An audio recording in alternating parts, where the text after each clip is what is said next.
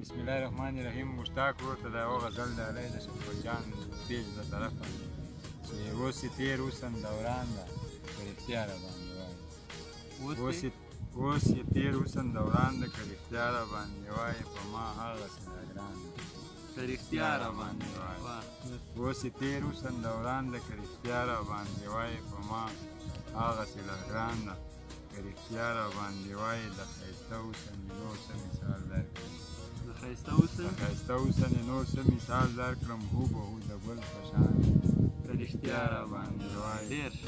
د رواج کلتور پالنه دا هر څه ته د رواج کلتور پالنه دا هر څه ترې نویر شوي، تش نوم پاتې د افغان ده که رښتیا راباندې وایي. او اخري شعر د شکور جانه، ستا د خپلو سترګو کور کې دې اوسېږم، ستا د خپلو سترګو کور کې دې اوسېږم، تر مرګه ما حضرت هغه زمان ده که رښتیا راباندې وایي.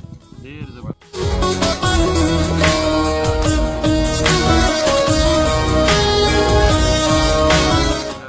هر ظلم په ما کوه خو لیکه یې، یو شعر به شعیب ته ډالۍ کړي. هر ظلم په ما کوه خو لیکه یې، ما پورې خندا کوه خو لیکه یې.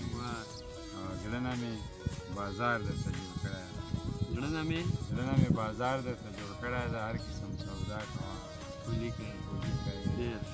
وخته د بارودو د مرمو باران، وخته د بارودو د مرمو باران، تل په پښتونخوا کوه. ډېر زبردست، بیا ووایه. وخته د بارودو د مرمو باران، تل په پښتونخوا کوه خو لیکه یې.